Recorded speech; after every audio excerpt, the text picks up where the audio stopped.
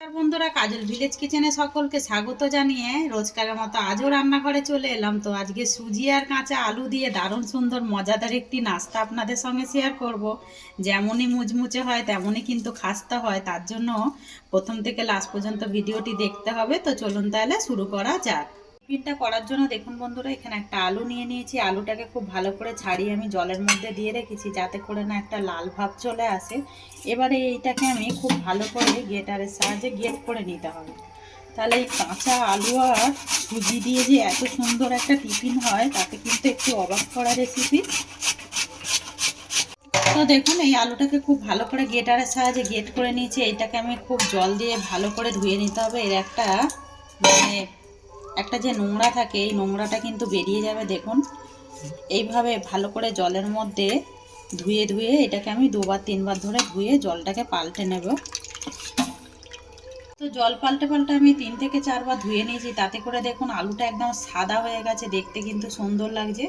অপরদিকে gas on করে কড়াটা গরম হতে বসিয়ে দিয়েছি। কড়ার মধ্যে দিয়ে দেবো আমি 2 চামচ সাদা তেল।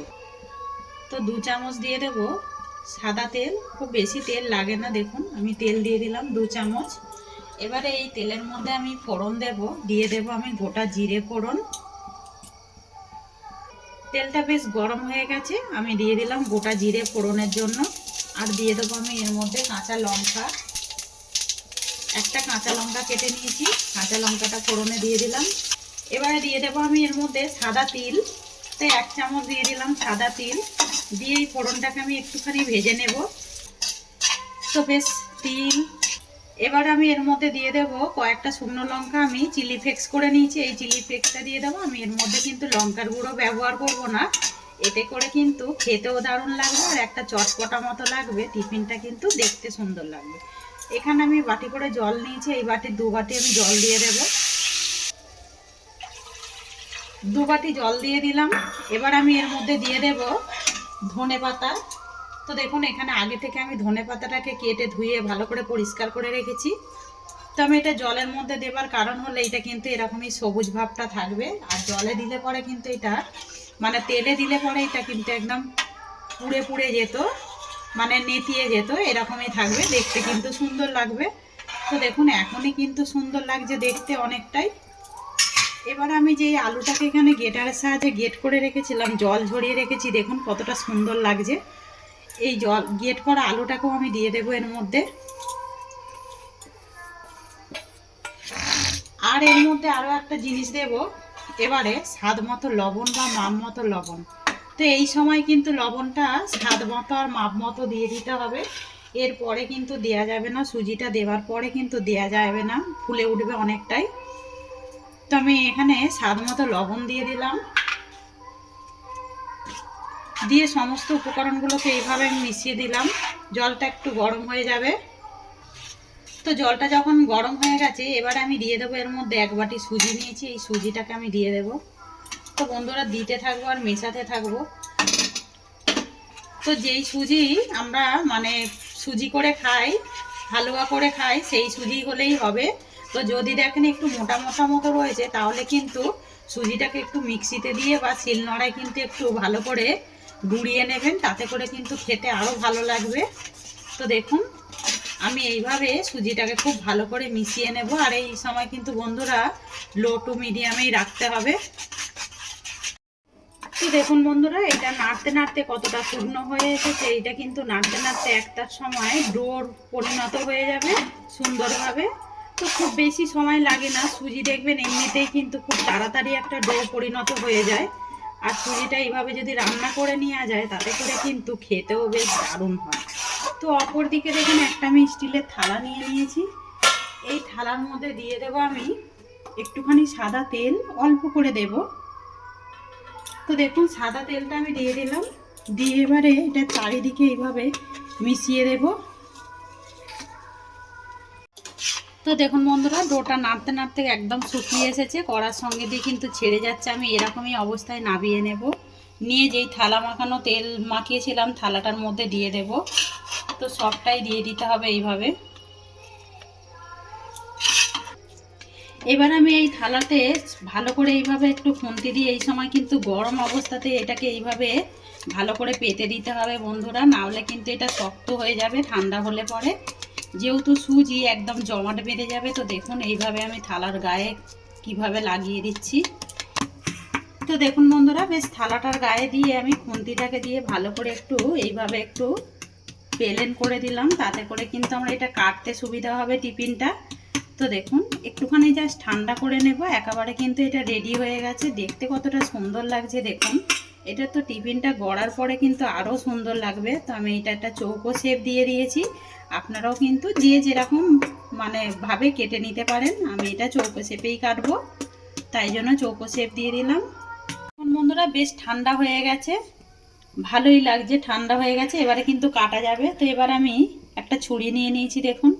এই ছুরিটা দিয়ে আমি এরকমভাবে ঠিক ত্রিকোণানিভাবে আগে কেটে নেব, মানে চারিদিকটা এইভাবে একটু কেটে নেব। তো বন্ধুরা ঠান্ডা হলেই এই কাজটা করবে, না হলে কিন্তু একদম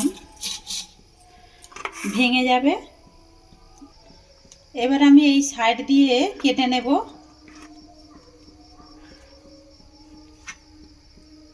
আবারও এই সাইড থেকে কেটে নেব দেখুন।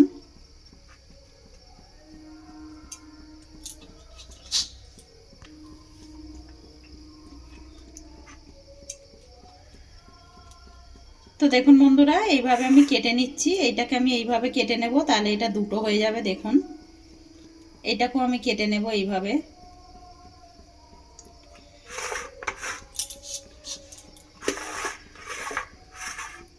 এবার আমি এইখান থেকে এইটাকে কেটে দেব। তো দেখুন কতটা সুন্দর হয়েছে দেখুন।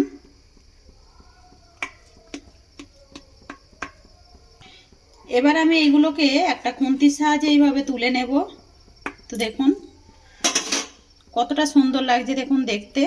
একটা থালার মধ্যে তুলে এইভাবে রেখে দেবো, একটু সাইডগুলো জাস্ট এইভাবে একটু চেপে দেব। তো দেখুন এইভাবে তুলে নিতে হবে। তো সবগুলোকে ওই একইভাবে তুলে নেব আগে। সবগুলোই বেশ তুলে নিয়েছি, দেখতে দেখুন কতটা সুন্দর লাগছে দেখুন। এবারে অপর দিকে দেখুন তেল কিন্তু গরম বসিয়ে দিয়েছি, এটা সাদা তেল রয়েছে। তো এর মধ্যে আমি পকোড়া ভেজেছিলাম বলে ওই জন্যই কিন্তু একটু লাল রং লাগছে। এবার আমি এইগুলোকে তেলের মধ্যে দিয়ে দেব। তো বন্ধুরা এটা মাথায় রাখতে হবে, এই সময় কিন্তু একটু লো টু মিডিয়ামেই ভাজতে হবে, তাহলে কিন্তু এগুলো খেতে কিন্তু মুচমুচে হবে। তো এই টিফিনটা কিন্তু শীতকালে এরকম চটপটা টিফিন কিন্তু খেতে দারুণ লাগবে দেখুন। যতটা তেল মানে কড়ার মধ্যে দেয়া যায় ততগুলোই কিন্তু আমি দিয়ে দেব। তো এখানে আরও একটা দেওয়া যাবে।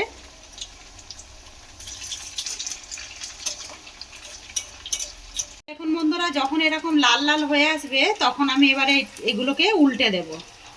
তো দেখুন কতটা খাস্তা হয়েছে দেখুন। তো বন্ধুরা এইভাবে উল্টে দিতে হবে দেখুন। তো একদম লাল লাল করে ভেজে নিলাম দেখুন কতটা সুন্দর হয়েছে একদম। টিফিনটা কিন্তু ভালোই লাগছে। তো এইভাবে একবার হলো বাড়িতে কিন্তু ট্রাই করে খেয়ে কমেন্ট করে জানাবেন যে এরকম খাবার কীরকম লাগলো। তো বন্ধুরা সব সময় দেখবেন রুটি পরোটা এসব কিন্তু ভালো লাগে না, মুড়ি যদি এরকম একটু মানে চটপটা কিছু খাবার হয় তাহলে পরে টিফিনটা খুব দারুণভাবে জমে যায়। দেখুন কতটা সুন্দর লাগছে দেখতে। তো যেইগুলো রয়েছে এইগুলোকেও আমি ওই একইভাবে ভেজে নেব। তো দেখুন একটুখানি এইগুলোকেও একটু পেস্ট করে দিলাম, তাতে করে কিন্তু এই যে সাইডে যে আলুগুলো রয়েছে ওইটা ভালোভাবে আটকে যাবে। তো বন্ধুরা এইগুলো কিন্তু ভালো করে গ্যাসটাকে জোরে দিয়েই কিন্তু ভেজে নেবেন, না হলে কিন্তু এক্সট্রা তেলটা আলু আর যেহেতু এর মধ্যে সুজি রয়েছে স্যুপ করে যাবে, তাহলে তেল চপচপ করবে, এতে করে কিন্তু খেতে দেখুন ভালো লাগবে। জোরে কিন্তু গ্যাসটাকে দিয়ে ভালো করে মানে ভেজে নেবেন লাল লাল করে। এইগুলোকেও একইভাবে লাল লাল করে ভেজে নিলাম দেখুন কতটা সুন্দর লাগছে। তো এরকম রেসিপি কীরকম লাগলো কিন্তু কমেন্ট করতে ভুলবেন না। একবার হলো এইভাবে বাড়িতে ট্রাই করে খেয়ে কমেন্ট করে জানাবেন যে কীরকম লাগলো। তো দেখুন আমি এবারে এইগুলোকেও তুলে নেব। তো বন্ধুরা দেখুন গরম গরম এরকম কিন্তু দারুণ লাগবে। তো রেসিপিটি আমি একটা ভেঙে দেখাচ্ছি যে কতটা মুচমুচে আর খাস্তা হয়েছে দেখুন। তো একবার হলো এইভাবে বাড়িতে ট্রাই করবেন। আমি আগে থেকেই ধনেপাতা চাটনি করে রেখেছিলাম, একদম এই ধনেপাতা চাটনির সঙ্গে কিন্তু দারুণ লাগবে খেতে। তো যদি ভালো লেগে থাকে লাইক শেয়ার কমেন্ট করবেন, বন্ধুদের সঙ্গে শেয়ার করবেন, আর এই ছোট্ট চ্যানেলটিকে সাবস্ক্রাইবার করে নেবেন। আমার এরকম নিত্য নতুন রান্নার জন্য পাশে থাকা বেল আইকনটি প্রেস করবেন। সবাই ভালো থাকবেন, সুস্থ থাকবেন, ধন্যবাদ।